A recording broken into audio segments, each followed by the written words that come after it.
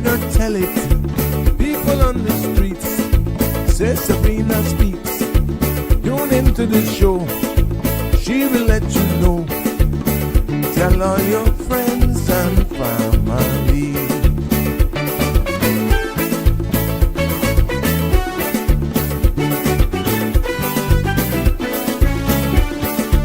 Real talk is no joke. You get the news straight up from grassroots and concerns. You will hear some people gone. So tell all your friends to tune in to Good evening, Cayman. I'm Sabrina Turner, and welcome to Sabrina Speaks, your daily dose of clarity, truth, and community insights. Every weekday from 5 to 6:30 p.m., we're tackling the issues that affect you, from national headlines to grassroots concerns. Whether you're in traffic or winding down your day, this is your chance to hear it straight and speak your truth. So buckle up, Cayman. We're not holding back.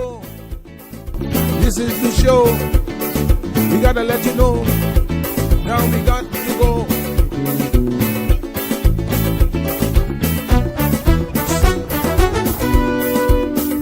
And now here's Sabrina.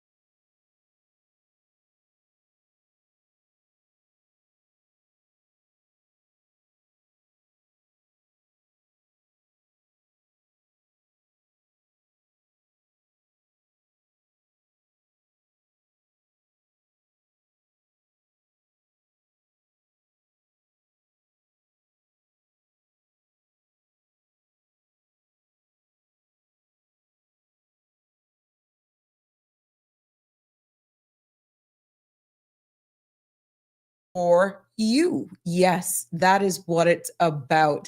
And it is just a pleasure to be back here with you on this Thursday. Yes. Heart to heart. Yep. Happy Thursday. Keep it simple. Keep it peaceful. Keep it together. And always be grateful to have another chance to do what you love doing. That's profound. That's deep. And I'm hoping that as you embark on this day and as you say goodbye to another day, some of you are waking up to a fresh start, a new morning, kicking off for your Friday early. I'm hoping that you had a very productive day. You're optimistic, you're happy, you're making the best out of whatever life is throwing at you, because you are the mastermind. You are the craftsman for your own path, for your own road. And, at the end of the day, who cares what anybody thinks about you? That's their opinion. Believe in yourself. Yeah, but this episode of Sabrina Speaks tonight is open mic. The mic is open. But not just for sound. It's open for you, for truth, for pain, for hope, and for the voices that often go unheard. Because I want to hear from you. I want to continue to hear from you. As you know, Parliament is still ongoing. Right now, the debate is still on in regards to the Immigration Transition and Validation Bill of 2025. But this isn't just about legislation here this evening. It's about identity. It's about the quiet ache of feeling invisible in our own country. And it's about Caymanians asking, do we still matter? Now, I said today I was out and about. I was on the road, I would say, from about 10 o'clock. And literally, thank God I was coming against traffic with the motor vehicle accident there again on Shamrock Road across from Al Kebabs. Oh my God. Big Suburban, I think. Yeah, it was a Suburban. Looked like though it overturned. We had rain here today, of course, and the roads were very slick. And I didn't witness the accident. I just saw, of course, when the guys were moving it. But traffic was backed up from in that vicinity of coming into town across from Al Kebab and Selkirk Drive. I don't know what happened, but we're asking people to drive with extreme caution on the roads, and especially when it rains. It's that bend right there. There's always standing water on the opposite side of the road, and cars coming from town, sometimes once the standing water is there, they can hydroplane. But not only that, the water from that other side of the road can spray and it can hit your windscreen. And it happened earlier on today when I was heading in that we had the first shower of rain. Of course, it came down harder after I left Prospect. But yeah, that area right there is very, very dangerous, especially when we have a good shower of rain. So I'm hoping that the occupant or occupants of that motor vehicle are okay. But it just goes to bring home the point even more about the National Road Safety Campaign and speeding and that sort of stuff, and just use good judgment, especially when the roads are wet. But yes, the content you're about to hear, including any discussions or opinions from myself, guests, and or participants, is intended solely for general informational and entertainment purposes. It's not a substitute for professional, legal, medical, or financial advice. I encourage you to consult with a qualified professional for specific concerns. Bridge Media Limited and all its affiliates disclaims all liability for any decisions or actions taken in reliance on the information presented.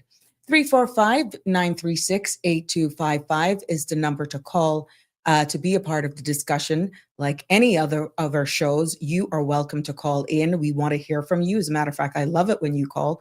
And I will tell you some of the encounters that I had today, which was very interesting. I think that slowed down my day, but I didn't mind. It was good to get out, to engage, and to get their people's feedback. And when I tell you, this time of the year, you're seeing Caymanians out, boy. It was really good. It was really good to engage with all of the persons who came up to me and interacted with me. It was pretty cool. We could be on the same path. It's like there's an extension of the show, even in the supermarkets. But people are hungry for information, and I was happy that I'm able to share with them. Let's get right into the weather again so that you can just know exactly what's happening in the forecast. Thanks to the Cayman Islands National Weather Service, the synopsis calls for residual moisture lingering across the Northwest Caribbean, coupled with the presence of a surface trough near Honduras, will allow for the chance of some showers across the Cayman area over the next 24 hours. From late tonight, a gradual increase in winds and seas are expected as a ridge of high pressure builds across the northern Caribbean, and satellite imagery shows scattered clouds across the Northwest Caribbean. Now, the forecast for tonight calls for partly cloudy skies with a 40% chance of late night showers and possible thunder. Temperatures will fall near to mid to upper 70s. Winds will be northeasterly at 5 to 10 knots, becoming 10 to 15 knots by daybreak. Seas will be slight with wave heights of 1 to 3 feet. Now, tomorrow's forecast calls for partly cloudy skies with a 40% chance of showers in the morning. Please, please, please be careful on the roads. Decreasing thereafter. Temperatures will rise near the mid to upper 80s. With a heat index of 91. Winds will be east to northeast at 10 to 15 knots, and seas will be slight to moderate with wave heights of 2 to 4 feet, becoming 3 to 5 feet by the afternoon. There will be a low tide at 10:44 tonight, a high tide at 5:33 in the morning, and a low tide again at 11:19 a.m. The sun is setting this evening at 5:47, and tomorrow's sunrise will be at 6:50. Sunset tomorrow evening, where's my honey bun Jimbo?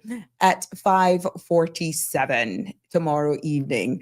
The outlook is for moderate winds through Saturday afternoon. Thereafter, a decrease in winds and seas are expected as the aforementioned ridge decays as the high pressure system moves into the central Atlantic.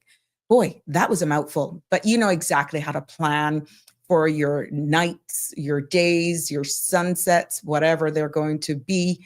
But yeah, that is how it's going to roll here in the beautiful Cayman Islands, the best place I know anyone could desire and want to live. And I am so happy that to call the Cayman Islands home.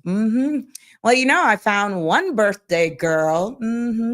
Yeah, I saw a proud sibling posting her sister.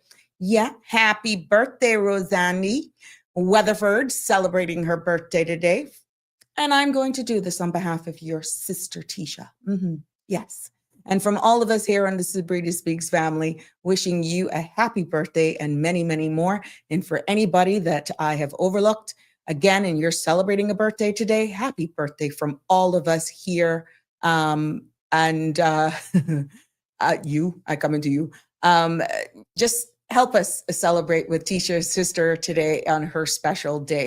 And I hope that you're being spoiled, not only today, but for the entire remainder of the That's not a big request, you know. You can actually demand that you be treated special for the rest of the year. Hint, hint.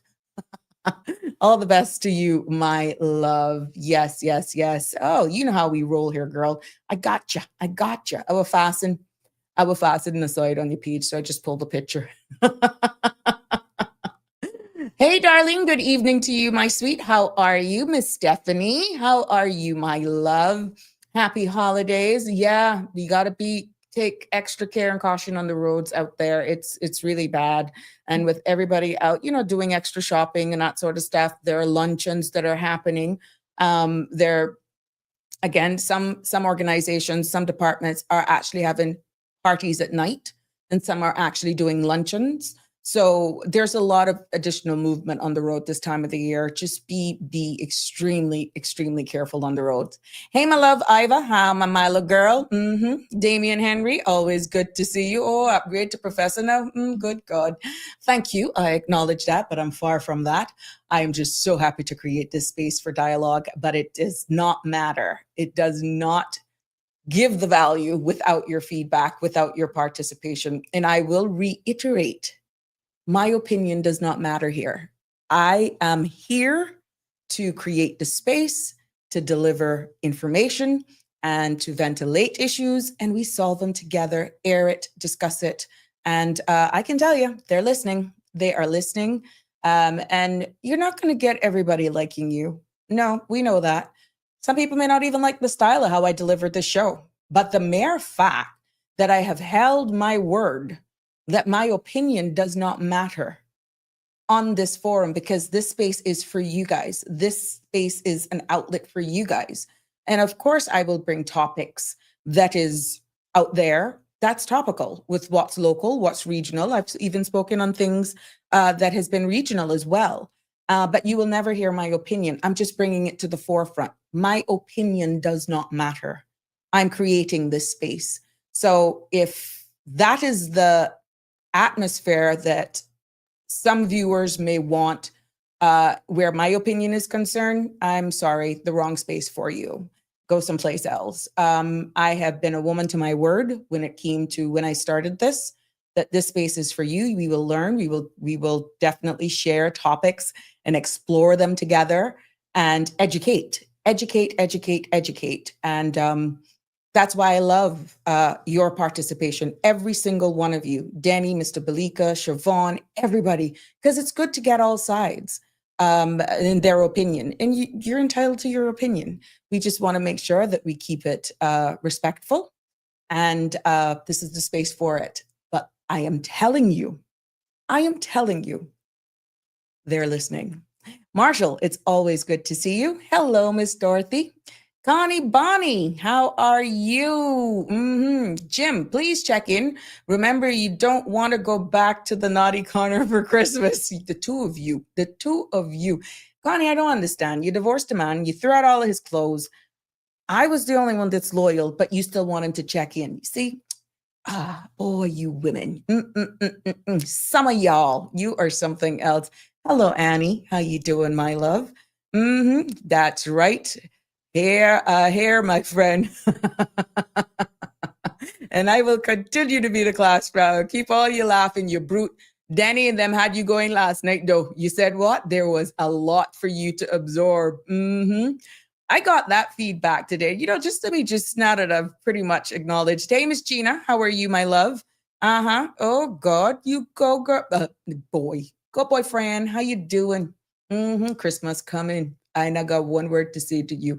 I'm not even calling your name. They can see it. Jasmine. Yes. Good evening, everyone from cold. Oh, Connecticut. You go, girl. Happy holidays. What you drink over there? Hot cocoa or Milo? What is your favorite beverage, or you go to the adult beverages?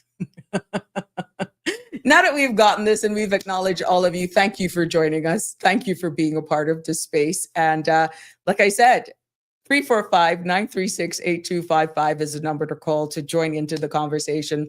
I hope that the MVA the residual traffic has actually waned now, and any traffic that is just a regular 5 o'clock traffic. But in this case, the traffic would be coming from town heading east. But I saw the amount of traffic that motor vehicle accident caused. I'm hoping that that's cleared now for all of you who are hot milk. Oh, okay. All right. Well, we drink Milo. I drink Milo. And some other stuff as well. But yeah, good for you. Well, enjoy the temperatures. Just send us some cool breeze. Yeah. So at the end of the day, today, I just want all of you guys who are in traffic going up or going home to just be cognizant of that there could be some delays. Let's hope just hope that everything is cleared and everything, you have an easy commute home and you have a wonderful evening, no matter what you plan to do with it. But yeah, extreme caution because there's still some standing water on the roads.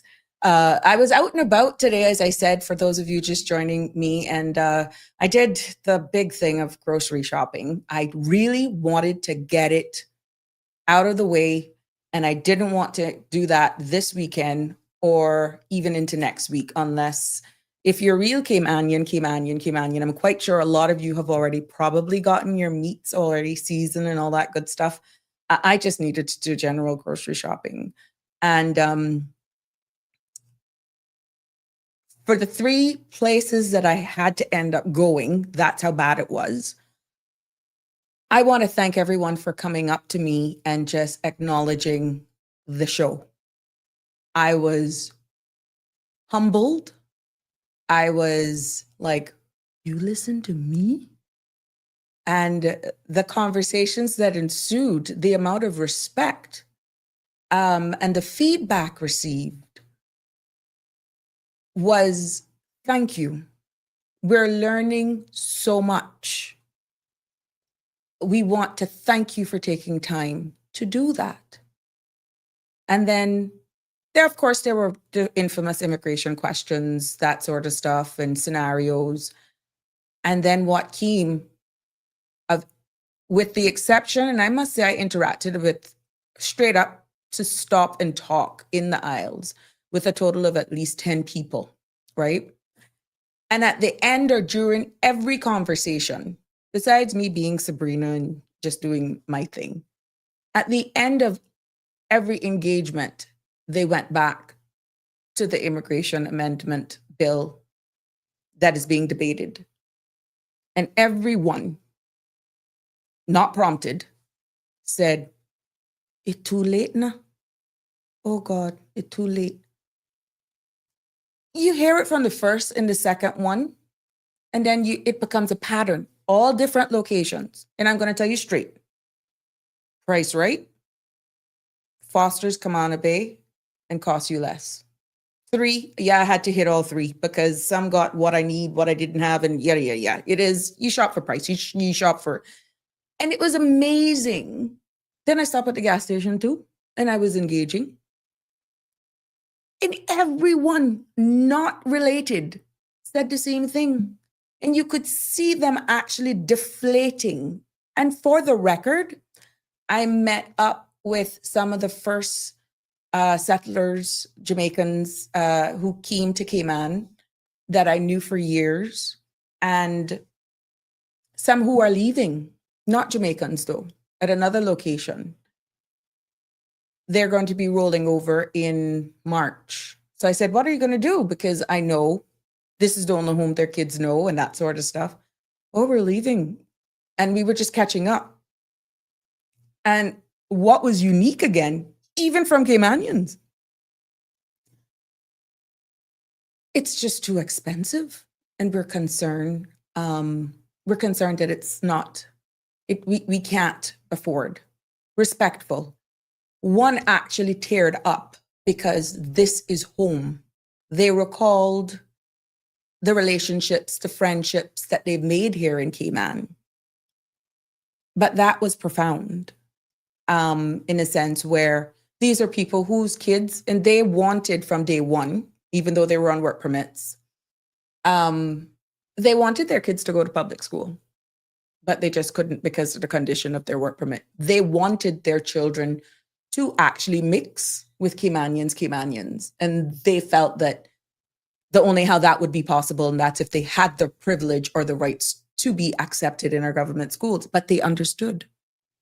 So that was good, actually engaging with a lot of my locals today, a lot of Caymanians, and we shared stories, of course, exchange, brief top-ups, how you doing, that sort of stuff. It really felt good.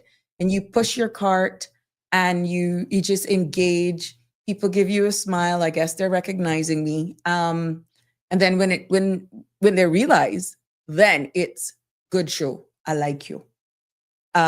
Miss Sabrina, keep it up. And I can't, of course, mimic everybody, but I did that deliberately to show you the diverse engagement that I had. And it's good. It's good. So obviously we're on to something here. And I want to thank every one of you for your support and continued support here on this show as we continue to educate one another. But yeah, it was really good to be out. I still have not finished unpacking because I'm disgusting. I like to pull all of my stuff forward and put whatever to the back. And yeah, when I pack in my bags and packing the groceries in the bag, I have to make sure that of course it makes sense. All the coals are in the coals and all the tins are in the yeah, I'm sick like that. Tell me if that's an issue. So that when you come home, you pick up that bag and this one has to go in that cupboard. This is all the cold stuff. But for me, it just makes sense. You organize it from the time you're at the checkout to it so that it's easier when you're offloading. Unlike some people in my household who sometimes help, they just put it in the shelves all over the place. And oh my God, you can see the smoke coming through my ears. But it just makes sense. Do it right from the beginning. So yeah, that's a high maintenance. And again, I've shared another little secret with you about me. I am very particular like that. Any vegetables and stuff like the sweet peppers, that sort of stuff that I have, if there's any remaining and I'm topping up because it is the holidays, we're going to be cooking. I try to make sure that they're to the top and you use the older ones, of course, to me first, because to me, that just makes sense, right? So yeah, that was my day. So I'm pretty much in for the rest of the week. And yeah, I could hit the road this weekend with family. So there you have it. Hey, I saw some interesting headlines today, and this goes for persons, and it's on the CMR.com Facebook page in regards to any Caymanian applying for a US visa that you're now going to be required to share. You could be asked to share your social media history for any US travel, especially with your visa application, for 5 years worth of your social media history when applying for a visa to enter the US. This has been something that the President of the United States is now going to put in place. And some people there's mixed reviews on that. But yeah, that's in their effort to clamp down, I guess, to see what you've been on, what you've been saying, and all this sort of stuff. So take heed. So I can see some cleanups for all of you who are very anti, or it's going to be interesting how that plays out.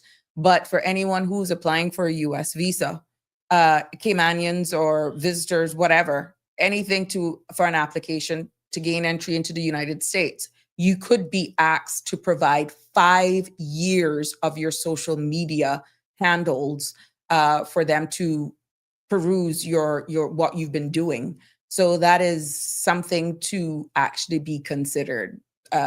Yeah. Who's got their turtle and fresh beef? I'm getting my beef. I don't eat turtle. Oh God, no. No, I can't eat him. But I do.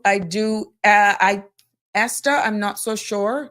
This is a question. And Esther also. Okay, yeah, you're telling me that. Okay, so that's for both. Yeah. So I was just reading the pop-up on as I get it here. And then I noticed Sandra did an article, but because of timing, I didn't get to read it. But you can go for the full details. But the key is you're going to now have to give your information, all of your social media history when applying for these things. So very interesting times. Some people actually think that that is another way of control. You have heard Denny and I think Miss Lisa as well speaking about this, and it's all in the line of digital control. And these are just little layers on top layers that is just being peeled away at your privacy. And if you want to go to that country, then you give up your information. That is what is being said. So is that just one phase of what's to come? I don't know. Let's see. Well, nobody want to apply for a U.S. visa. That's a breach in a sense, disgusting. Well, not for when you want to go to another man's country. When you look at where this digital footprint is going, my love, they can ask for anything. You want to go there? These are the rules. And when you flip that to what is happening here or what we're trying to do, oh, that was another thing that came up with a couple of the people that I ran into at the supermarket. Why does this feel like Trump? Oh, I guess I got to be careful how I'm calling that name. Why does it feel like we're the United States? Yeah, that came up 1-2 times as well. And I've seen comments here on this platform that we need something like ICE. I've heard what little bit that I did catch of the parliament today. And I'm going to be very honest with you, I haven't. I've just been on the road all day. But what little bit I caught, they're calling for enforcement as well. We have been actually asking for that here. Enforcement is going to be key. The enforcement has to be adequately funded. They have to be trained and all that sort of stuff. But yeah, that was quite interesting that we're feeling like we're taking the stance of the US. So let's see. Only time will tell in regards to that. Yeah. Hina, see people barely coming USA. Well, I guess there's still a lot that is hungry to go there, my love. Can't clean up. Oh, Connie is saying you can't clean up. They will know. Okay, that's your social media footprint. Well,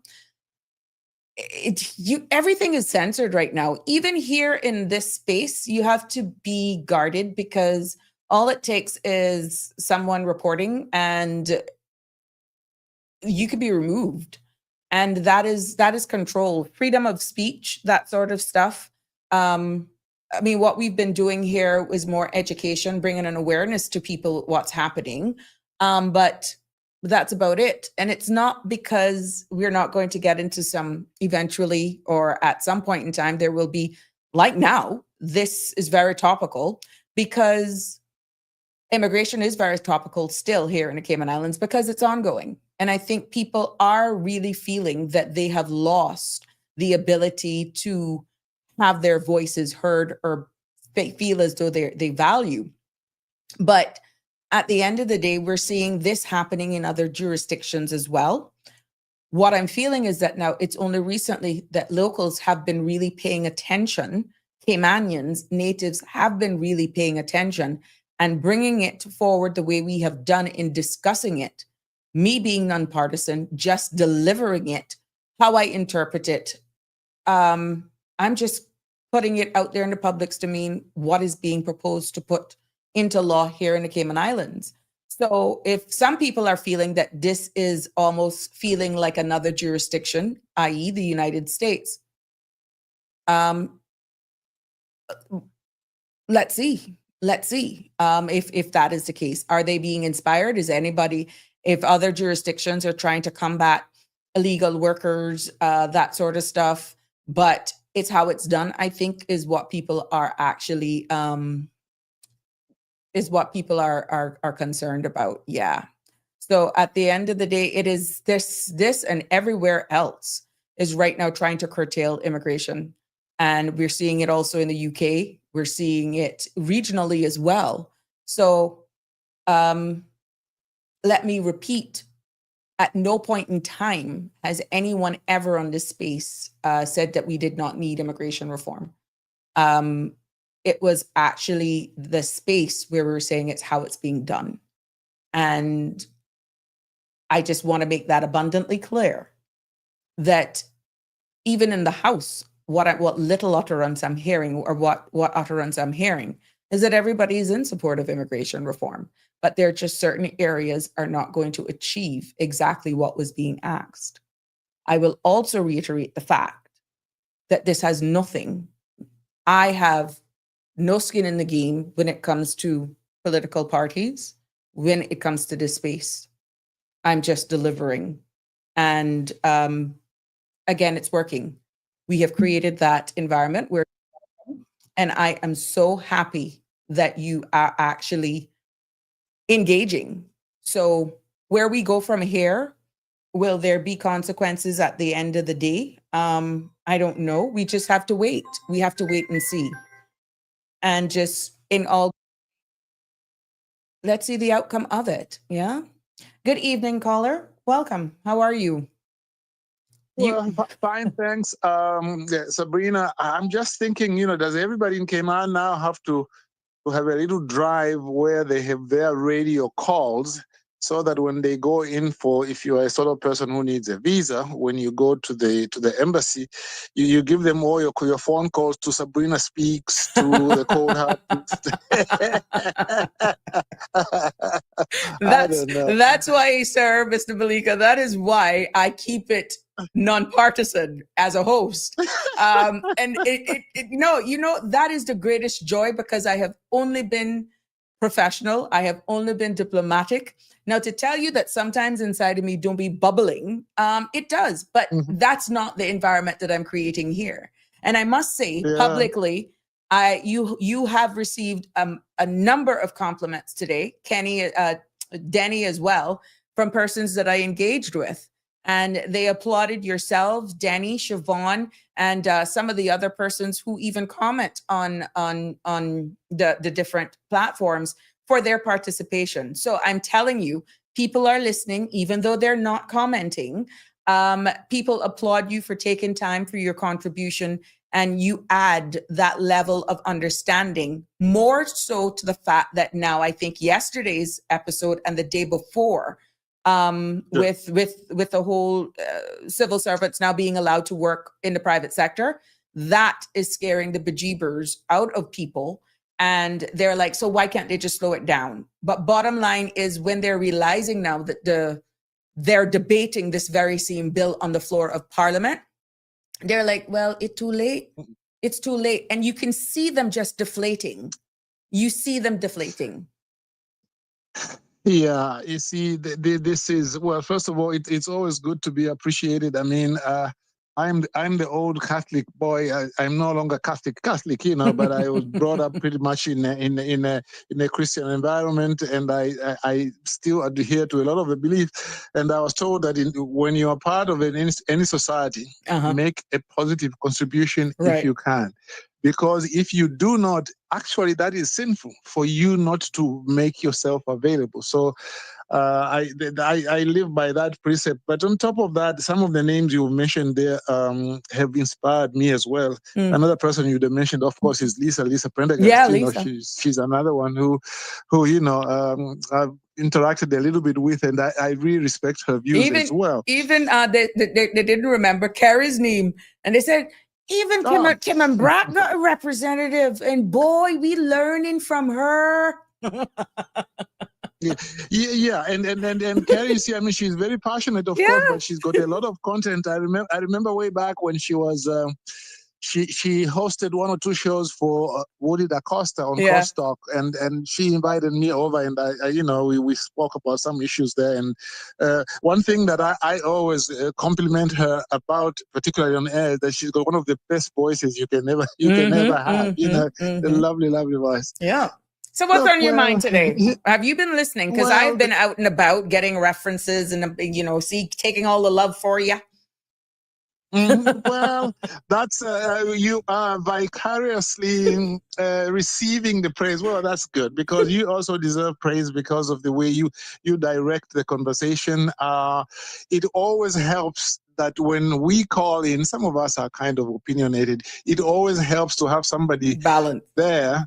Yeah, balance to say, okay, how about this? How about the devil's advocate? Right. Because I always believe that, you see, by getting voices that are perhaps different from yours, or perhaps even opposing you, it helps you to sometimes to refine your views as well. I always tell this story about somebody who came to my office one time in Cayman, and went to my shelf and they found that there are all kinds of books. You know, I had books like extreme rightist views and extreme leftist views, and then the person said, I can't tell whether you are rightist or leftist because you've got everything there. Correct. I have bought books that I know I will disagree with, but I buy them because I said I want to see exactly where this guy is coming from. So it's one of those. Yes, you know, Sabrina, I've been listening to much of the debate. I missed some of the earlier ones. I listened to quite a bit to what Chris Saunders had to say, and Kenneth, and I think Kenneth is still on the floor. He's still on, yeah. When they resume now, you know, he'll be talking. And look, I you know, just all these speeches, it's like, you see, they when I listened to Chris Saunders, he hit on a number of things. You know, he talked about not just failure of Caymanians sometimes to get jobs, but also underemployment, which is very often underemphasized. And I think Kenneth as well, he in his speech also mentioned that, because I know people in the Cayman Islands who have a master's degree, okay, and they work at the reception. Okay, how can that be? You know, working at the reception is a good thing, which people do, especially in the early part of their professions and so on. But somebody like this particular person had worked before in some assistant manager type of job, and then they've got a master's, they were hoping to move up and so on. They wound up working at the reception. No, that's not right. And I think Chris Saunders was quite right when he said, look, sometimes our problem is not even education. Don't tell me that these kids who have gone overseas and they've come back, they have to stay 2-3 years without a job. Don't tell them it's because they don't have the education. They have the education. And you can't tell them that the problem is because they need to upskill themselves. When you have people who are even less skilled than them constituting part of that 40,000 people who are on work permits. And I think all these things, I mean, he was so right to point out about those things. And I like the fact that he also emphasized that the enforcement is really 50% more or less of the issue. And what he tried to do, I like what he tried to do, because he gave these figures like from about 2011 to about 2024 about how many status grants were being given. And basically the point he was trying to make, and I think he was justified in making that, he said, look, at the time when he was minister in charge of immigration, he put together this board with Richard Barton, Steve McField, and a lot of other people there. And he wanted to sort of like ramp up the enforcement. And he gave the figures. He said, if I recorded them correctly, I understand, by the way, they are available on the eso.ky website. Right. Like in 2020, they had 416 status grants. 2021, 519. 2022, 576. Then 2023, which is about the time he was minister, they went down to 266. And then after he left, 2024, they went up to 1,567. Okay. So basically, to me, he didn't make the point very directly, but he seemed to be saying, look, I caught a lot of flack being minister and trying to be tough and to reduce some of these grants so that we can balance out the issues better. But I paid the price. And so I just think that it was very good. I advise people. I haven't gone to the website myself, but I understand these figures are there. It's good to go to that website. Can I inject a little bit? Sorry. Can I inject a little bit? Mm-hmm. My Sure. my memory serves me well. Is that there were pending applications that just weren't being looked at. It's not that Yes, people actually, did not that is- apply. They applied. It's just that at one point the board was not dealing with any, which is again illegal. So yes, it's an issue. And yes, yeah, so the numbers would have gone down if the board was not looking at the applications. So of course the numbers would be down, but it's not that people were not applying. So the number skyrocketing was them trying to play catch up because for whatever reason, they stopped. And the law didn't give them the right to not process. We're lucky. We're lucky that there's not a lawsuit. Because once they met the requirement to apply, what would be the reason for delay? Yes. And that issue you've raised now, it makes me want to raise 2 points. One is directly related. The other one is about the legal implications of delay. But the first point is that, yes, you see, even in my debate, my views, I've always said that the number of 1,567 is very high because of the backlog. Correct. Because the previous year was 266, yeah, which was it's a like backlog. almost half of the. It's a backlog. It was a backlog. Now, it's very interesting why that backlog was there, because there was some talk, unconfirmed, that they were trying to see if they could amend the law, okay, at about that time, so that people could be considered under the new, more restrictive laws. But they were not able to agree. I understand it might have been strategic, but then when they failed to do that, then they just cleared the backlog. The other theory is, well, they just had some logistic problems, and so that's why that happened. But so at the end of the day, the way it looks, it was like the trend was kind of up. If you look at the ones, not very steeply, they were sort of like between 400 to about 600. Other 2020, or rather 2011, they kind of started going up to about the 600s and so on and so forth. They were trending up in a very slow kind of way. But you see, at the end of the day, I like that he gave these figures, but then it now makes me think again about what Kenneth Bryan was saying. Kenneth today said, well, look, you are not telling me where Cayman is going to be in 10 years' time, because you are giving status grants and PR to certain people who actually some of them you don't even know how many children they have outside, because once they get that status, they are going to bring them over and so forth. And to me, I think it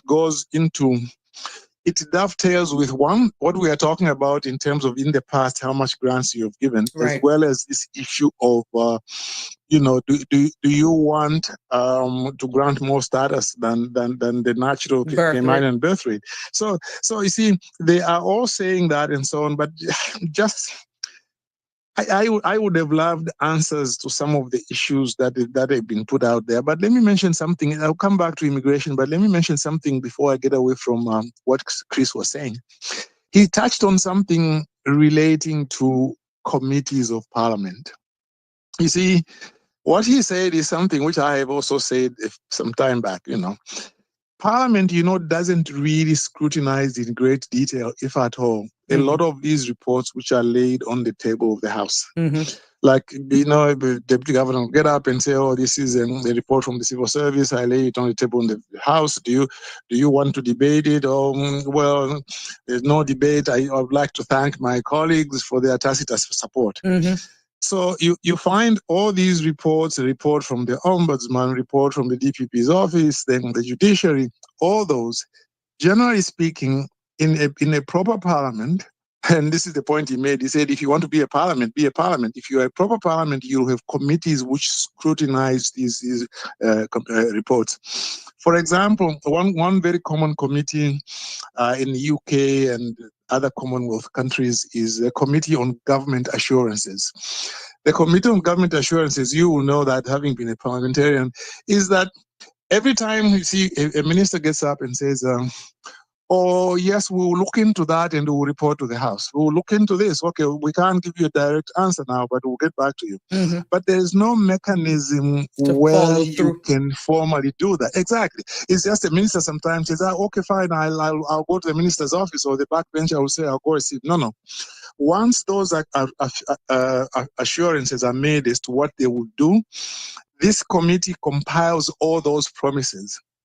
And then it follows up from Parliament. They've got even some backup staff who follow up with ministers. "Oh, the committee is inquiring, Minister, you made an assurance on such and such a day that you provide certain figures. Do you have those figures?" You see, that way you better perform your checks and balances in relation to that. So, but basically what Chris was saying was, we need a set of committees to do the different things so that they can be checking what the executive is doing. And the other thing he mentioned was, you see, for the amount of money He that said members that of Parliament politicians make too much money to be coming down that's what he said, too much money. Politicians make too much money to only be coming down to Parliament, which was justifying why he said he needs these committees. But what I noticed by being there for the time I was there is that because a lot of these reports are being tabled many times years behind, it is a thing where I took office in 2021. Ministry of Health has outstanding reports that goes back almost 2 or 3 administrations before I took office. Not years, but administrations. Administrations, at least 2 administrations, but they're backlogged for years. And again, it's a long time. How could I have found myself, and even with our audited opinions and that sort of stuff, even when those reports were to be tabled, how was I going to be giving a detailed report on something that I hadn't even thought of running for politics then? Because what it then does is open up room to be questioned about the said report that you're tabling, and you go and you expound on it by the opposition, many of which were in office at the time when those reports were written, but they weren't tabled for whatever reason. So just to give you a picture of why sometimes you will have ministers, when they table a lot of these reports that were preceding them, that were actually written before they even got minister. I was told you're setting yourself up for questioning and how you could justify it. But go ahead. I mean, I'm just learning that now, because that these reports can go that far back. Because they're catching up. Some ministries are worse than others. Wow. And when I used to write legislation, what we used to do sometimes is we would say that if you create a body, say like the ombudsman or anybody like that, you would say that at the end of the year, the minister shall lay before the House. Some of them are outdated, sir. Yeah. Some of them are really behind. Yeah, exactly. And sometimes, we would say within 3 months of the end of the year, like there's a time limit. It seems to me that either some of the legislation doesn't have that provision, and even those who have that provision, then it is not being complied with. But then Well, that would be very interesting, because then if they are going to bring these committees in at some point, They got catch up. then they have to work on that. Yeah, because there's no way that you're going to be debating something that took place, My years ago. point. Yeah, my point. So I mean, that's very, very, very. I mean, I wasn't aware. I mean, somehow I had assumed that these records. No, some of them are behind. Some of them are really behind. Till I would be like, my God, I wasn't even thinking about running. I that was the furthest thing away from my mind. How am I going to be reporting on this? No, and you will say the line. You get advice. How do you deal with this? How am I going to report on something that I don't know? I almost putting myself to be held accountable if certain things wasn't brought forward, which is why sometimes it was nerving to, which again, they have the right as an opposition. While sitting in that minister's seat, there were just certain things coming up about NGS 55, the infamous cynical that Ministry of Health only pays the bill, that some of the opposition who were in the seat were asking me that they knew the answer of, and holding me responsible for stuff that they knew it was playing catch up, which is why I asked the ministry's team. I said, okay, fine. We got elected to open up after the pandemic, right, in 2021. Why isn't it, am I not able then to prioritize reports during my time so that I can report for during my time? And I got told that that's not how it works with I think it's the Ombudsman's office. Whatever year they're working on, once they're finished and they're cross their T's and dot their I's, and once that report for whatever year they're working on, I'm the sitting minister at the time, I have to table it. And I'm like, but they're not making me look that I am not doing my job. Or when I was a minister, when I was in office, that I was behind. But unfortunately, I got slapped with that. Yeah, because what you are underlining is really, well, that's the way I understand you, which is that, look, the idea of tabling the report is not so that it can just go there and be filed. The idea of tabling a report is so that it can be debated. But if you are going to submit it at a time when the period and the minister to whom it relates is not there, then what is the point? Correct. So in other words, what the system really you're just tabling it. It's a rubber stamper. You're just No, it's not, and that is not supposed to be the intention. So what they really need to do is to appreciate that these reports have to be in good time, because the purpose is to debate them. Because if they are not debated, then the people who are suffering are the public. Look at, for example, what is taking place right now, without getting into too much detail about it, with the ombudsman. Okay, she's in dispute in her office. Yeah. I imagine that she would have had some reports in the last, she's been there, I think, about 4 years, she would have had reports which were sent over there. To me, it would have been good if these debates had been debated. Like, for example, if, say, they've debated her report and they found her, the manner in which she makes her decision and carries out her duties is good, and then they would maybe pass a resolution commending the way she's doing the work.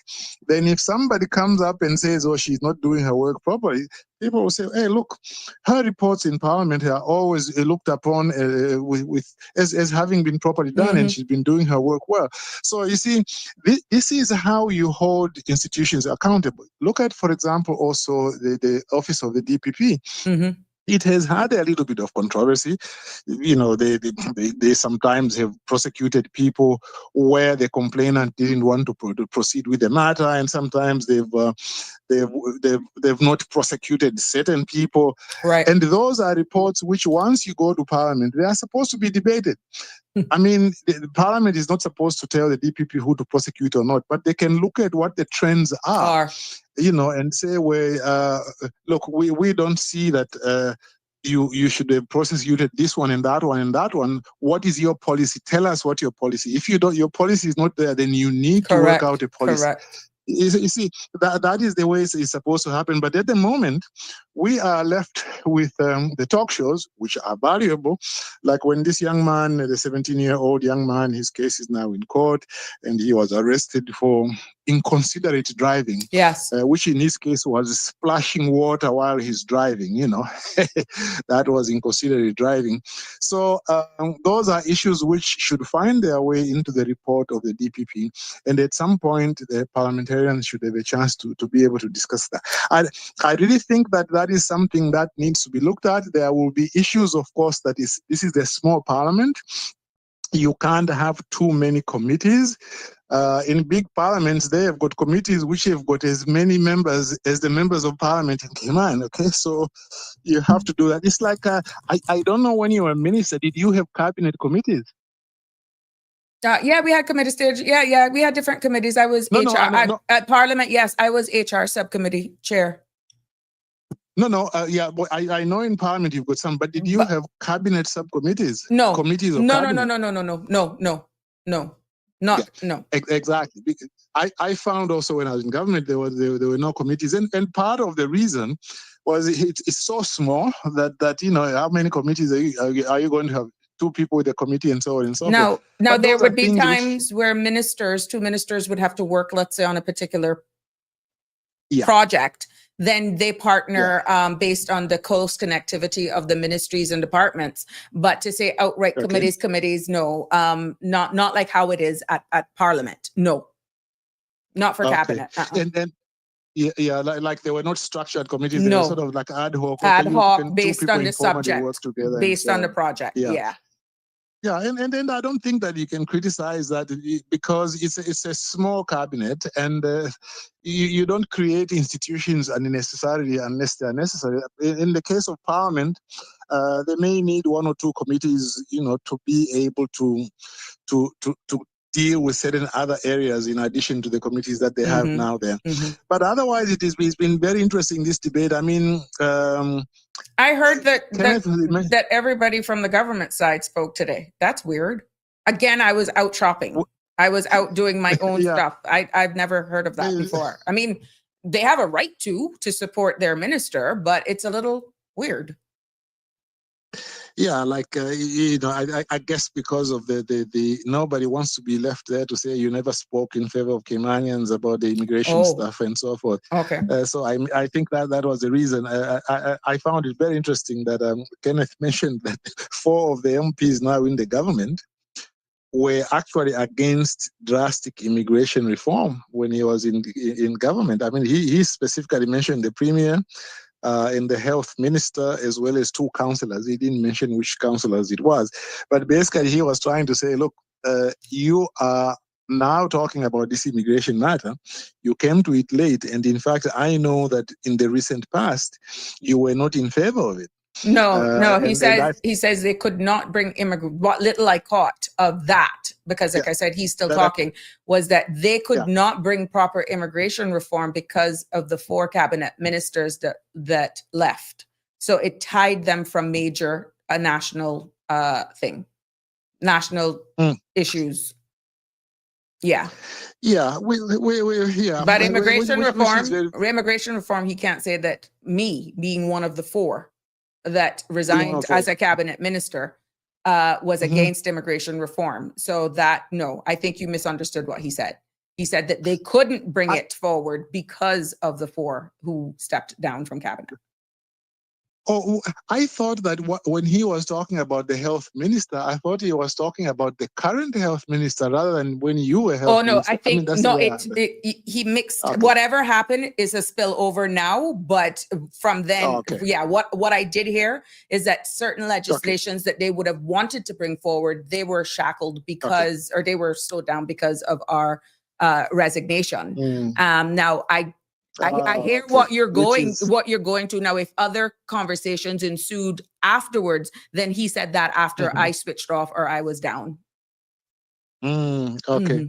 Well, I mean, since part of the people who are in this government were in the last one, there's always a little bit of that, because I remember Joey also saying the same thing. He said that 5 of the people who are in this government were in the last government, so they shouldn't be overly critical about the last government. Exactly. He said. Exactly. But I mean, it's interesting. It'll be interesting to see where the debate goes. I mean, I thought that Kenneth did very well to say, for example, look, stop circumventing meaningful public discussion. He mentioned again that provision in there, which is like very substantive about how to determine status.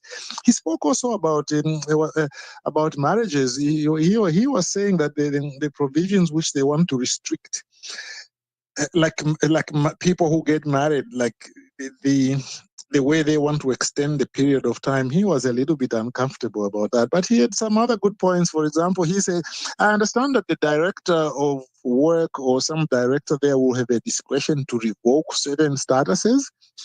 I But he think was some uncomfortable powers, there's some powers that is recommended, where the director of work for residence and employment, if granted, will be after a period of 15 years. The Principal Act provide, among other things, that the spouse of a civil partner of a permanent resident may apply to the board or director of work. I think that was clause 13 he was referring to.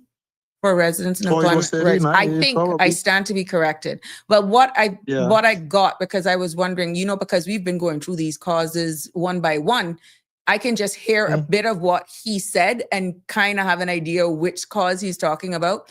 But I think what he felt, there were not a lot of belts and braces giving all of that power to one position. The individual there now may be who the individual is. But what if you get an individual who is just full of venom, who is a very vindictive person and is not objective and just looking at a case without actually getting feelings, then, that's putting a lot of power into somebody's hands that it could be misused. And I think I don't recall the particular provision. It's probably the one you are referring to. But regardless of which provision, any power to do something that is drastic like that, you don't want to give it to an individual. If you do, you want to circumscribe it and don't leave it at the open discretion of that person. Yeah, you have I to, think that was what he was referring to. It was too open. Exactly. It was too open. You want to be able to say, okay, in this case, in that case, in that case, in that case, you can revoke. For example, sometimes what you would do is, let us imagine, okay, within the immigration law, they can revoke your whatever status you have if you told a material lie at the time. Okay? If you told a material lie. Now, if you say that the director, after making a due inquiry, and if they prove that the particular thing was a lie, they can revoke it. Now, that is something probably you can give to a director because it doesn't have much discretion. If you find that somebody said, well, I was aged 18 years old, when actually they were maybe 16 years old, they told a lie, and then you get conclusive proof, you might give them power to revoke in that kind of case. Why? Right. Because it's kind of clear. So I think he's right about it. I mean, every time when I used to write legislation. Caller? Hello? Oh, I think you got muted. You muted yourself. He muted himself. Excellent conversation, though.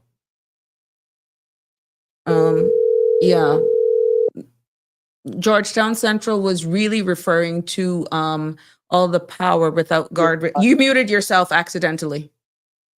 Well, maybe I pressed it too much against my ear and then it opened. So, once I get excited. So,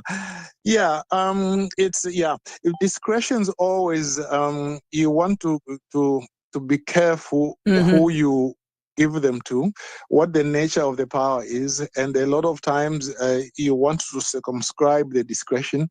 I know that, for example, in Australia, they discourage, for example, in writing legislation, discourage you from, for example, writing a provision which says the director may, in his discretion, do ABC, because they say that tends to make certain people feel that their power is empowered. Yeah. Exactly. You must just say that he may do ABC, and then even then you have to look at the power you are giving and see if you can circumscribe it so that it can be properly guided. Now, sometimes you can circumscribe that power by policy directions, but that's much more difficult for you to supervise because it's not Correct. legislative and it can change anytime. So, I mean, all those things I think are a very good point. He spoke about regulations as well. And the speaker reminded him to say, well, but you see, there's no legal requirement that regulations should be made available. But I think his answer was also good. I mean, the speaker was right in saying that. But it also what he was trying highlights to the say, point. Well, if you want it in there, just change the law. yeah, exactly. You know, and he, I mean, these are things. Again, I always say that the law is made for man and not man for the law. If we can borrow from the Bible, you see, if the law is there, but is it good law? Right. Okay. And in this particular case, I think you will say, well, although they are not obligated, but I think politically, considering the subject matter, it is very emotive and so on, that they should be able to do this. I mean, we'll see where this goes. He also mentioned something about. He said he was going to ask for a division because he was going to ask for an amendment to one particular clause where it says that good Caymanians who something for marriage, for love, that they're now being penalized, having to remain married for 15 whatever years, whatever it was, he says. And again, this is me just doing what I have to do, and I retaining all of this, which is why I have to go back after these shows in the night and really go through what is being said in Parliament. But I'm happy that you're actually listening today because I was out and about. But he's planning on making an amendment, and there are just certain clauses, there are just certain sections that he has some serious concerns about that has been also aired here, that the public has would not have had an opportunity to even know what's coming. And he feels that that is not fair to the public. But all in all, quite interesting what I picked up on is that it would be, quote, political suicide to vote against this amendment. That's what he said, yes. He said, look, whatever you do, we'll vote for it because there's some good stuff in it. But really, we need to have more consultation, take it to January. And also there are some things he would like to be removed or changed. But otherwise, he basically said, oh, look, whatever you do, we are going to vote for it because there's some good things in it. So but that doesn't address some of the even seem concerns that the opposition outlined. If you realize what that is saying, it's like, we have to vote for it because it could be political suicide, but yet you acknowledge there's some damning sections in there because we don't know what's going to happen at committee stage amendment. Let me tell you something, just being in layman's terms as honest as I can, they're caught in between a rock and a hard place because the same Georgetown Central minister as well, and that came up a couple times when they were throwing jabs at each other, which is not of importance right now. People just want to know that they're there to do their job and hoping that it'll be done in the best interest for them.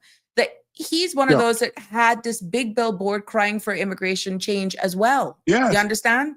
So they're all in between a rock and a hard place.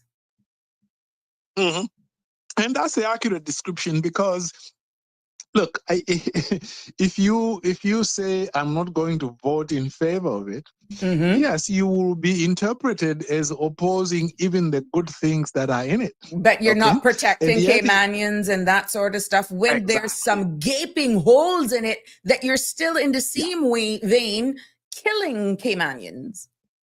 Exactly. So you see, it's like, what do? Okay, you don't. There's a lot of stuff there, as you're saying, killing Caymanians, killing the young people who want to get jobs and are working hard, have got some qualifications, and yet you are not able to agree, and which is very. It's very interesting that they agree we want immigration reform. We want to ensure that. Oh, in fact, he touched on a very sensitive topic. He said, you know what, if you do not watch this whole thing about status grants, we will lose as indigenous Caymanians political power in this house. He said that. Okay.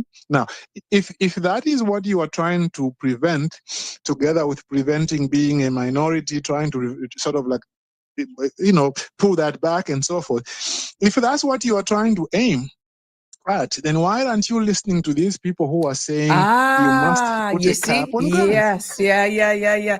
Let me tell you, it is a difficult position to be in right now, having this conversation. Mm-hmm. And I feel that there, the whole call, the whole cry for just slowing it down just a tad bit, whether or not it would have made a difference, which was aired here yesterday.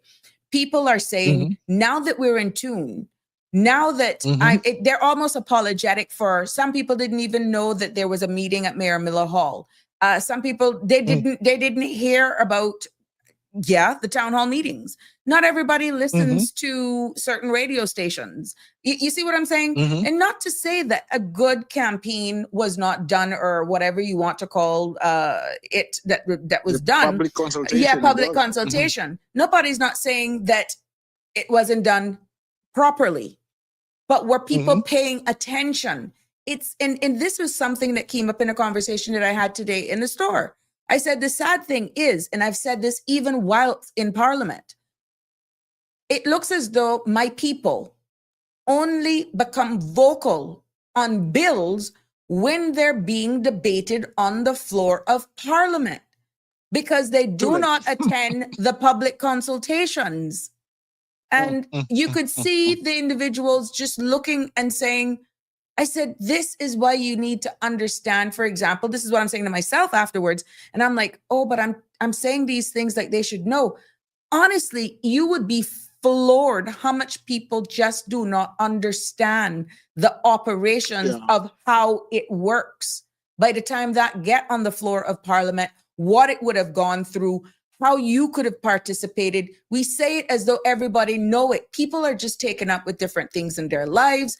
And this is why people are going to feel this by not being involved, not being participatory, because they're all caught up. And there's nothing wrong with you taking care of your own life, keeping the lights on, having to do a second, third job.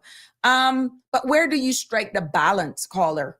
Because people are just understanding now, and they're very vocal now because it's being debated on the floor of Parliament, and now they want to have their say. It's kind of late. Yeah. There's a friend of mine in Cayman. Every time we have a discussion, a lot of time when we have a discussion, he reminds me of that. It's like sometimes I say something and then he tells me, you know what, people won't understand what you were saying. Exactly. So it's like I have to sort of like recalibrate and say, okay, let's look at it again. And going back to what that same person was saying, was saying, well, look, once they say that, well, let's do this now and then we can do the rest later. People don't understand that later is not January, February. It could be 5-6 years. Yeah. It could be 5-6 years, because the legislative program in government, I mean, there's so much legislation being done. I remember one time we were going to get a consultant to draft certain legislation, and those people said they were waiting for their legislation for 5 years. Okay, so that in fact, immigration, as you know, is you understand that better than I do, is given even more priority. But even that, it has to join the queue. So people shouldn't feel comfortable to say, okay, if we don't do it now, we can do it later, because that later could be a number of years. And politically, personally, I would think politically for government, they would do well to accept this proposal to push it to January, because the people who are asking for it to be put off are not saying let's put it off for 6 months. In fact, they don't want that. They are just saying, give us about another month maybe so that we can look at it again. I think politically it would be good for government, because if at the end of that they can't agree, then government will be able to say, look, we listened to the people and we gave people a better chance, and we've consulted with the opposition, but really we have been unable to agree. Now, I'm hoping that they would agree on more things, but even if they didn't agree on so many things, that this government will be able to say, look, we tried, we just did not agree. At the moment, they are looking like they are rushing it. We have decided no more discussion, this is going to be the law. It's not looking very good politically. If I were their political advisor, and I'm not a political scientist, so But But how do you do the balance then with people just realizing? And for those of you who know me, I says, "Oh, Wi-Fi chipped out. My Wi-Fi chipped out. Oh, Wi-Fi is back." It's like ding, ding, ding, ding, ding. What I think what is happening now to a greater amount of people because of how the discussions have ensued, because of how we've been sharing it. It's amazing the feedback that we got from last night's show because people are like, oh my God, we didn't realize it. You kept putting stuff up on the screen, you broke it down. And of course, we've done what must be 7-8 shows on this. It's not to come after the government. It's because I am realizing that people are really not in tune. And if they are finding this time of the evening and we can share in this space to educate the public, this is by no means coming after the minister. And that's another thing. Some people want to think that I'm only doing this because I have a bee in my bonnet for the minister. Oh, for God's sakes, please get over it. No. But I can understand why, because the elections is still six months ago, right? But get over it. No, I have nothing against the government. I have nothing against the minister.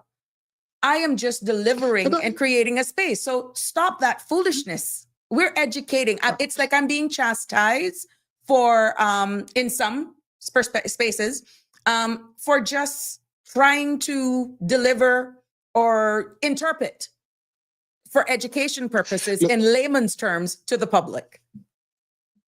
I listen to your show very regularly, Sabrina. If there's one thing I cannot say about you is that you somehow have some a chip on your shoulders about the former minister. In fact, I think you have avoided discussing that. Exactly. And you have insisted, look, I mean, there are sometimes I say something or any of the other callers say something and then you say, okay, I want to be devil's advocate. How about this side? You know, can you think about that? And you see, we can't have a meaningful debate if we are too willing to just say, if somebody says something, then we say, oh, she must be saying this because of that. You know, no. Freedom of speech, there are sometimes you will agree with people who you like, but you shouldn't be accused of saying, oh, she's just saying that because she likes him. No.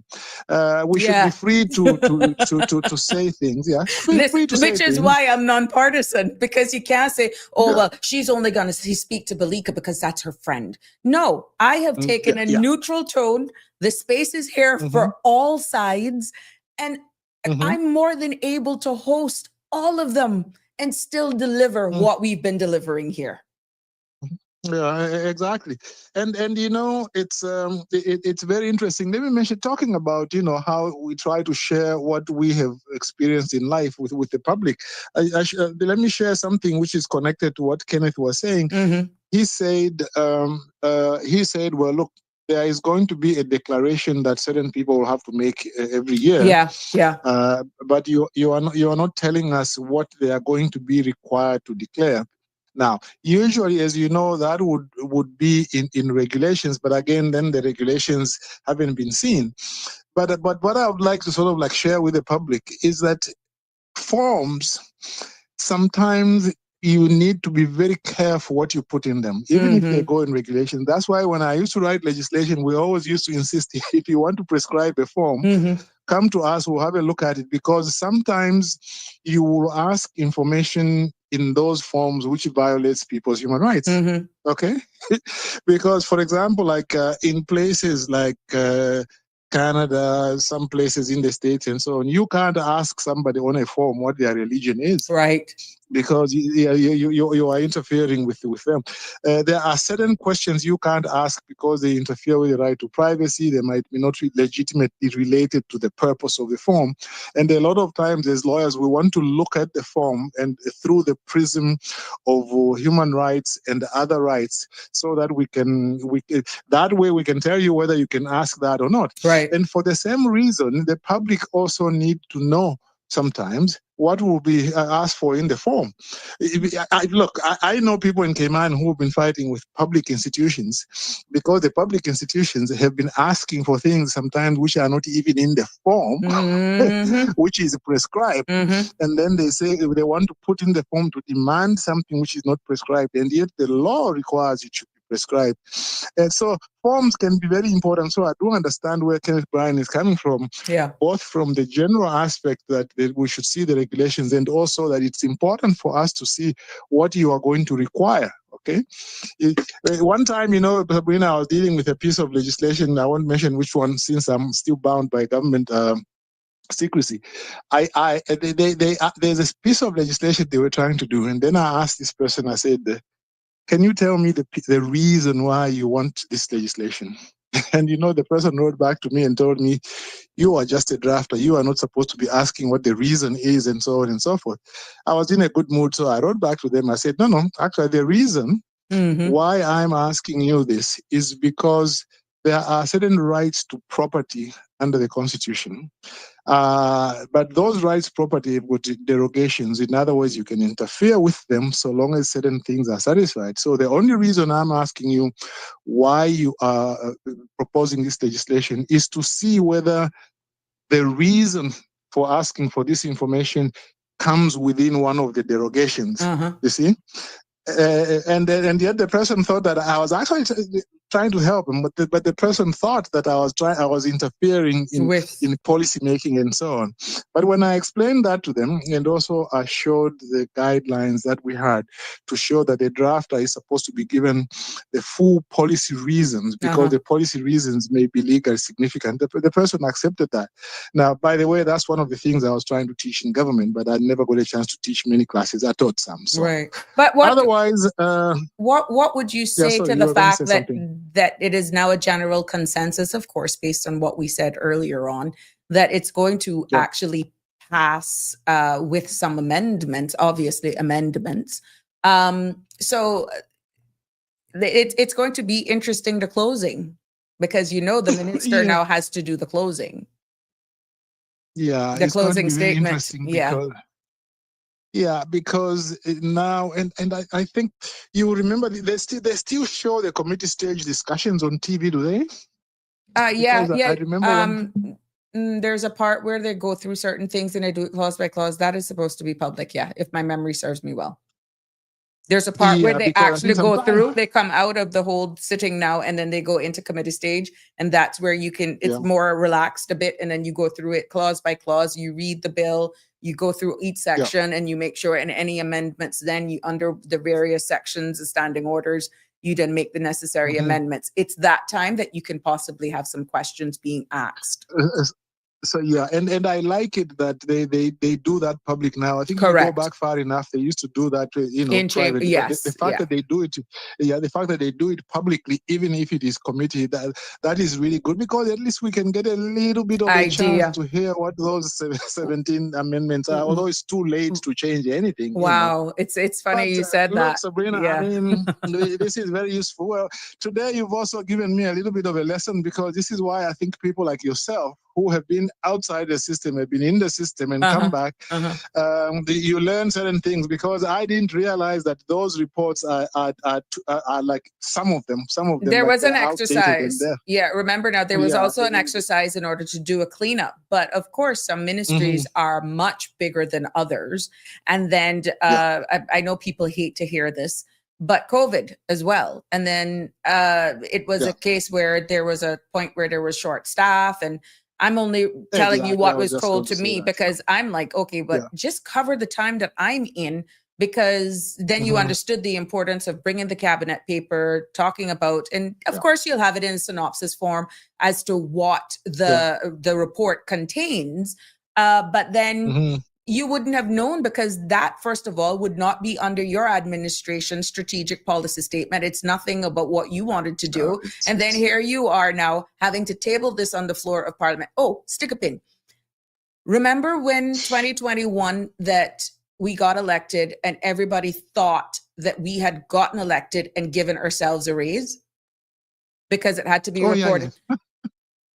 We had to report that, and we didn't give ourselves a raise because the former administration knew that the right thing to have done is that they should have tabled it, right? But guess what? They didn't get back. They didn't get elected, and we had to table something that we gave ourselves raises. You got almost crucified for the sins of others, you know. And then people were saying, why did you take it? Well, we didn't take it. We didn't take it. We didn't take the there was an uplift or something.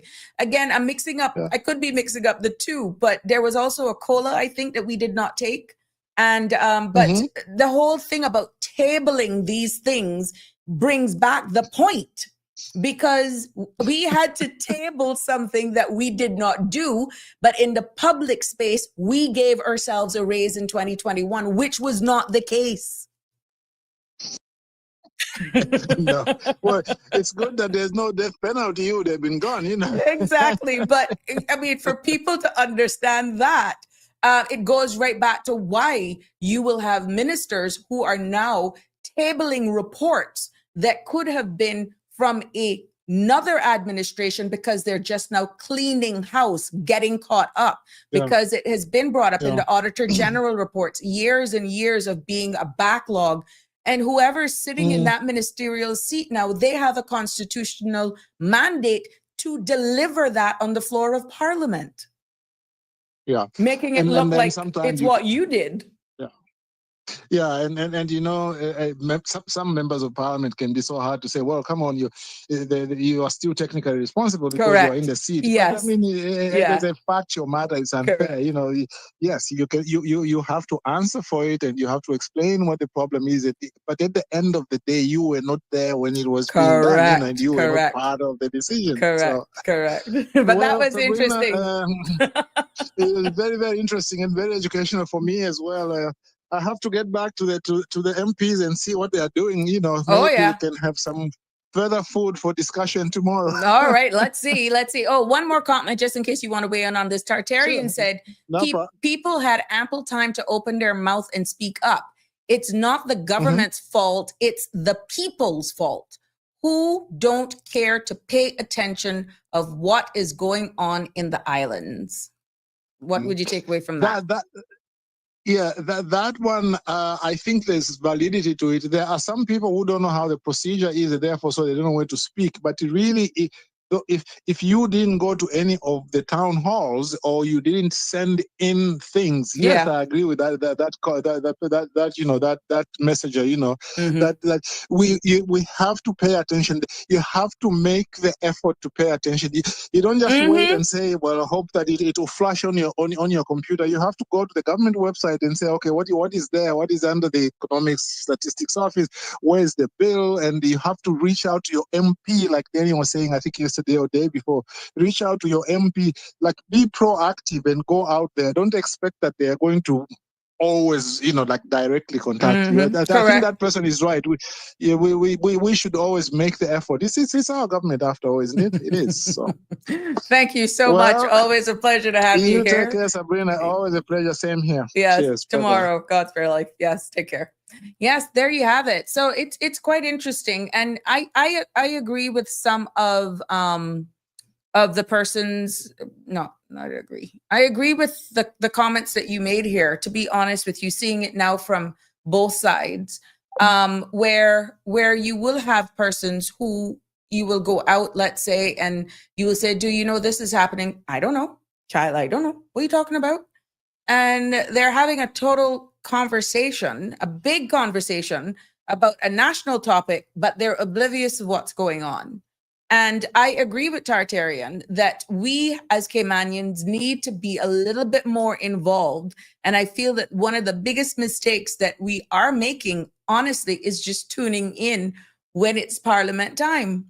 Because yes, it is almost too late when a bill is on the floor of Parliament, and then you're having the masses speaking, so to speak. But yeah, we have to tune in, read the online, I guess, newspapers, whichever one you choose, if not read all of them, because you get different styles of writing and how stories are being presented. But this space, again, anything with laws, and I know a lot of people may have thought, okay, why is she taking on immigration? I'm comfortable with it, number one. Number two, I also brought to your attention that there were other bills that were being tabled and passed that we did not even speak because what was actually happening was this topic on immigration became very loud and people were asking questions. So, of course, other bills that could have implications on our day-to-day lives, how we operate businesses and all that sort of stuff could have actually been overlooked because a lot of the focus has been paid on immigration. Okay. So what we're going to continue to do is moving forward, I will make that promise to you that any of these bills, even if it's a synopsis, we don't have to have like 6-7 courses or episodes on it unless it warrants your demand for it, is to just break it down, because I'm seeing where there is hunger for this style so that you will know what laws and stuff are actually going to be going before the House and we can break it down. So it's not because it's immigration or it's because of the minister or it's anti this government. No, this was a topical subject. I've heard persons saying we need to know how we can actually remove takeaway status from those who have already been granted. We need to just get stronger laws and all this sort of stuff. And I'm like, you need to understand where you're coming from first. And long before this white paper, this bill even made it in the public's domain, I did a number of shows on immigration because the questions were coming in. So I think moving forward, it would be in the best interest to present to you in this space, have shows on legislations that is coming through, and that requires me doing research and your participation. This is the only how we're going to know about it. I tried to break it down as well, the process of how something becomes a bill so that you will understand the process. It looks as though because this particular bill was so topical that it may warrant me doing and presenting another episode for educational purposes as to how things reach this stage and what happens before a bill actually gets filed to Parliament. Because then you will understand what your responsibility is. I'm happy that you're all tuning into this podcast, these shows. So I will use this opportunity then to be as informative and educate you as much as possible on the operations of government, okay? And should the need comes, any form of legislation there is, and I welcome any persons in the legal field to join me to come and expound in layman's terms, and we can hash it out here. What I'm noticing is not a lot of people are able to, and I'm hoping with this public appeal and they're seeing how good it's going, how these explanatory episodes have been, that I will find persons wanting to do it more. There are going to be things that's going to be impacting our financial industry. We've seen where the cable now is going to, what that means, the fiber optic, the Maya cable for connectivity purposes and all that sort of stuff. Remember, I gave a brief synopsis on that. And I predicted this is not going to have any problem going through. It's common sense. And so say so done. Look at what bill right now is on the floor of Parliament that's being heavily debated. Immigration. So now you understand why it was a good idea then, thanks to Danny, even though I could kill him. And you've appreciated it. Now you're trying to say, give us at least another 2 weeks, another 3 weeks. Can we just give us 3 weeks so we can absorb this, get some more information on it? That's up to them, but it looks as though it's going to go through. Now, there's another stage, a set of amendments we're hearing to the immigration law that is forthcoming and in short order. Now, what that is about, we don't know. Maybe you'll hear in the closing. Maybe you hear about it closing of this bill. Because the minister who tables this bill, he opens it up for debate. And that's what has happened today. Even members of the government supported him and all that sort of stuff. And of course, the opposition can speak on it. And then at the end of all of the persons who wish to speak and point out certain things, the last say in closing the debate is the same minister.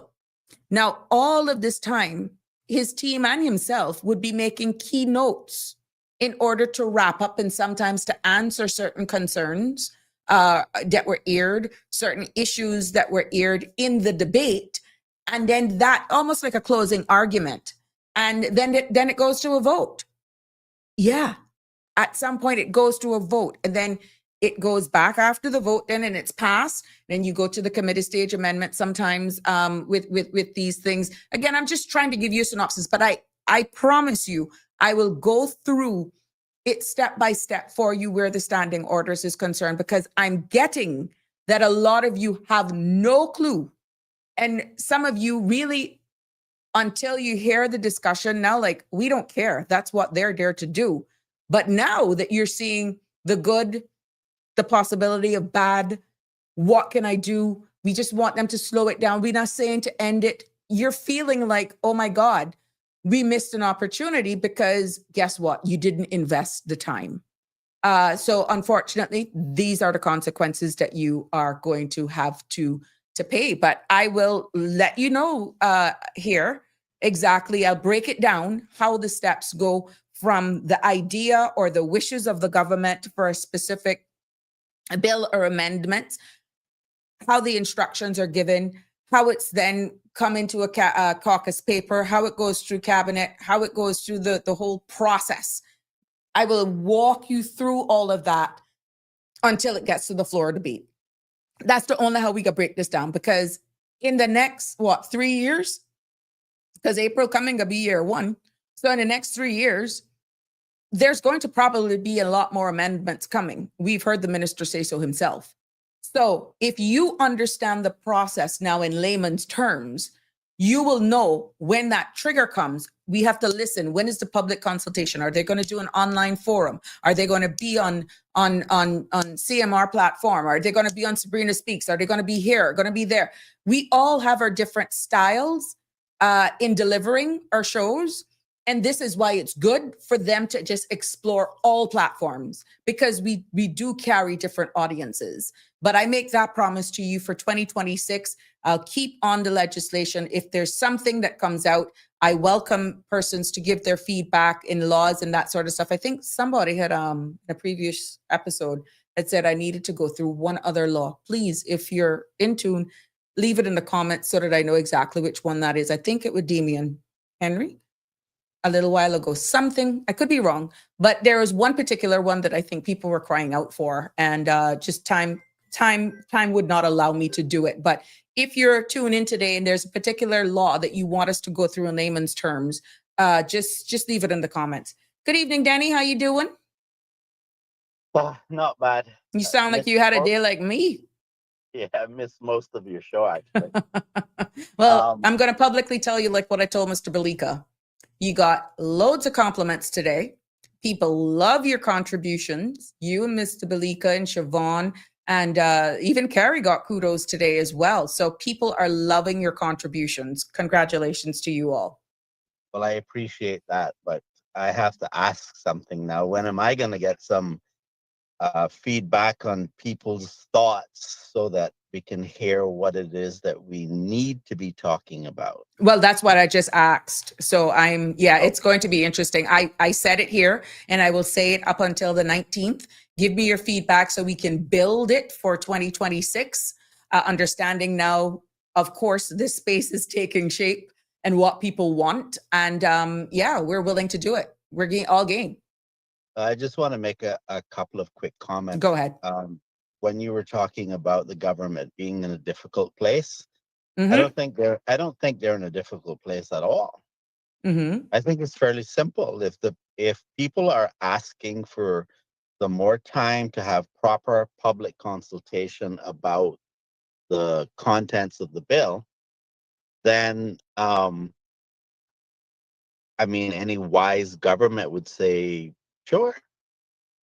I think it's foolish politically to just barge ahead as if the public isn't saying anything. Mm-hmm. So I don't see that as being between a rock and a hard place, unless your agenda is not to take the public's views into consideration. Mm-hmm. then that would put you in a difficult place if you did the consultation. Mm-hmm. But so unless that's what they're telling us, it's pretty straightforward. Right.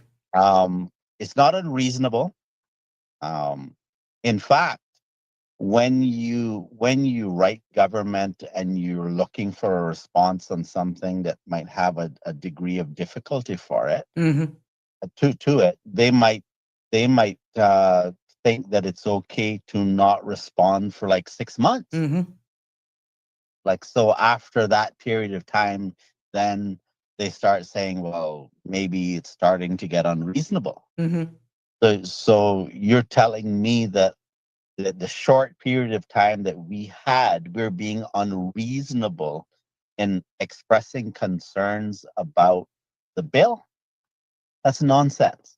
They may And the not see it comment, as being unreasonable. They may not see it as they may just be saying, look, we feel it's enough time. We got to do this because there are other amendments coming. And my next comment was going to be on this idea that somehow we're just, don't like the minister, or Mm-hmm. it's, all of that kind of nonsense. Listen, I talk about issues, whether the person that I'm talking to likes me or not. Mm-hmm. It doesn't, like, to me, I remove the personality Right. and I talk about the issue. Okay. And so even if it was the case that I didn't like the minister, you wouldn't actually tell that in Correct. me talking about the issue. Correct. Because Because you're I'm focused on talking the about issue. the issue, Yeah. not the minister. Correct. But what that does tell me when the minister says those types of comments is that the minister does not want to hear criticism. And that is not a good attitude to have as a policymaker, because there's always going to be questions and concerns about policy.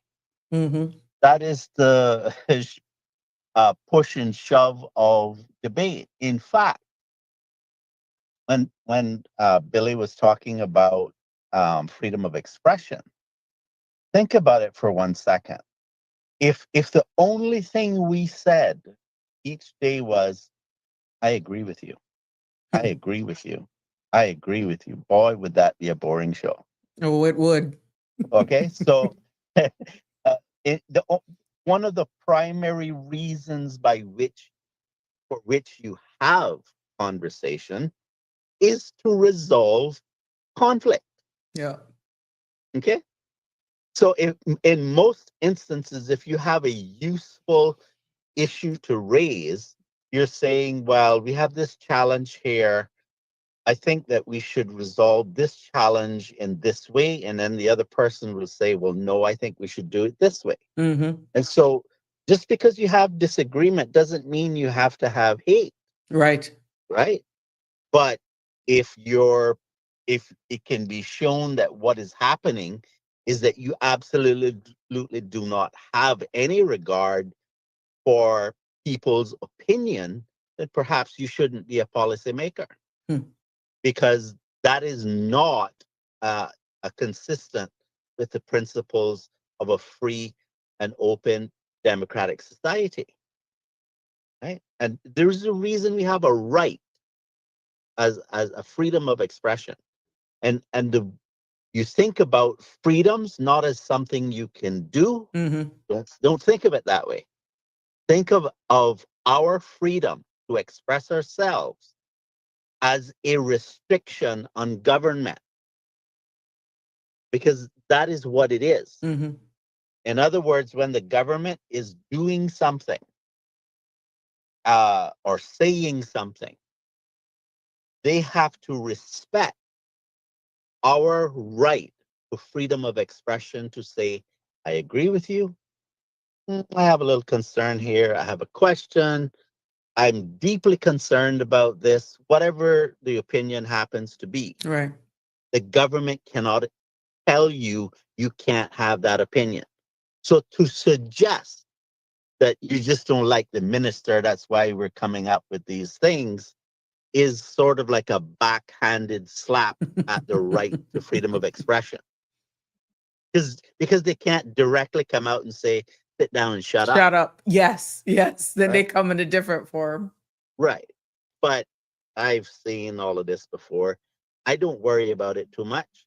The only reason I'm explaining this here is for people who might not be familiar with what your rights are, and I might not, and maybe uncertain about how to assert those rights. Correct. Correct. Right. But so I mean, I can't spend more time at the moment because I have to go to No, that's fine. I have to end at 7 as well. You realize we almost went until 9 o'clock last night. Well, that felt like a warm up. Well, look, I'm all game. So we got to have a lot in 2026. I'm going to build a nice thing. Thank you for sharing a lot of stuff with me. And I'm not only going to just have these conversations for conversation's sake. I'm going to tie them in and be cognizant of what's happening now and from when you've been sending it, and we build it from there to actually have discussion. So even though, like I said, I'm going to get some downtime as of the 19th, I will be building definitely a good presentation for the new year. And that's keeping it real with what's happening on the ground locally as well. Well, I just want to remind the public the way to get the most out of the show is to send in comments about what you're concerned about, what you don't understand, why is this happening, why is that happening. Correct.